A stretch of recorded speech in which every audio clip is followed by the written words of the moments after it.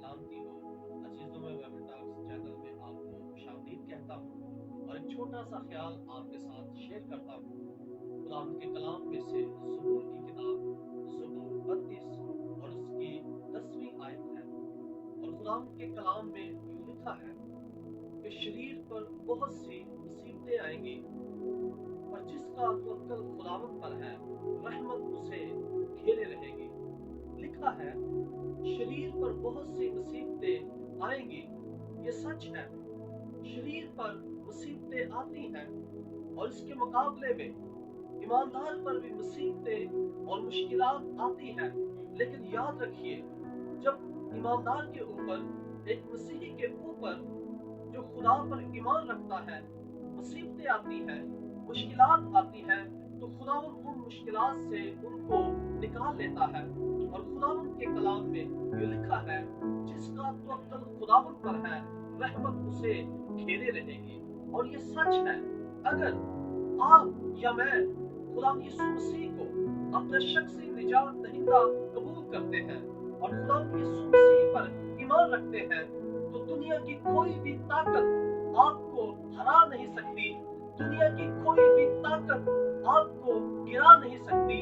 इसकी वजह ये नहीं है कि आप एक बहुत मजबूत इंसान हैं, बल्कि इसकी बड़ी वजह ये है कि आप खुदावंद पर तवक्कल करते हैं और उस तवक्कल करने की वजह से खुदा की रहमत ने आपको चारों तरफ से घेरे रखा है। और याद रखिए, खुदा की रहमत होना ये बहुत बड़ी बात है और खुदा की रहमत को हम खुदा पर तवक्कल करने से हासिल कर सकते हैं। और मैं आपको ये बताना चाहता हूँ, आप दुनिया के किसी भी कोने में हैं, खुदा की रहमत आपके साथ है।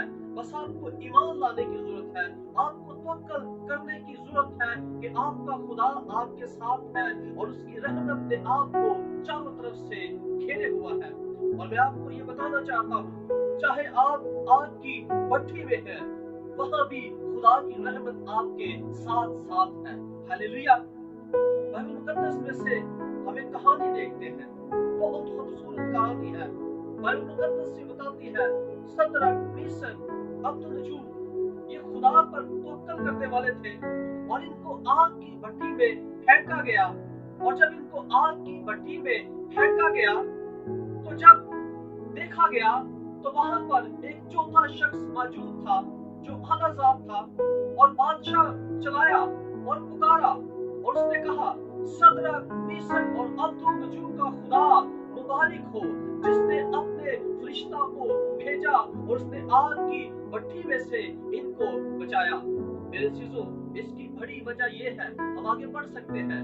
ये ऐसा इसलिए हुआ कि सदरक, मीशक, अब्दुन्नजूर खुदा पर तवक्कल करने वाले थे। मैं नहीं जानता कि आप कौन सी आग में जल रहे हैं, कौन से हालात आपको जला रहे हैं। वो बीमारी हो सकती है, वो कमजोरी हो सकती है, वो कोई दुख हो सकता है, वो कोई मुखालफत हो सकती है, वो कोई अबलीसी खूबते हो सकती है।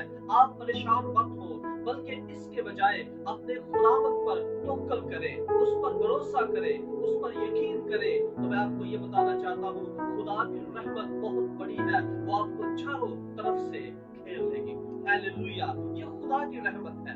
लिखा है कि वो मुझे घेरे रहेगी। ये कोई एक साइड की बात नहीं हो रही, घेरे रहेगी। खुदा की रहमत आपको चारों तरफ से घेरे रहेगी। और आपको ये बताना चाहता हूँ, अगर आप खुदा से मोहब्बत रखते हैं, तो लिखा है खुदा से मोहब्बत रखने वालों के लिए सब चीजें मिलकर भलाई पैदा करती हैं। खुदा की भलाई और खुदा की भाड़ आपके साथ साथ है।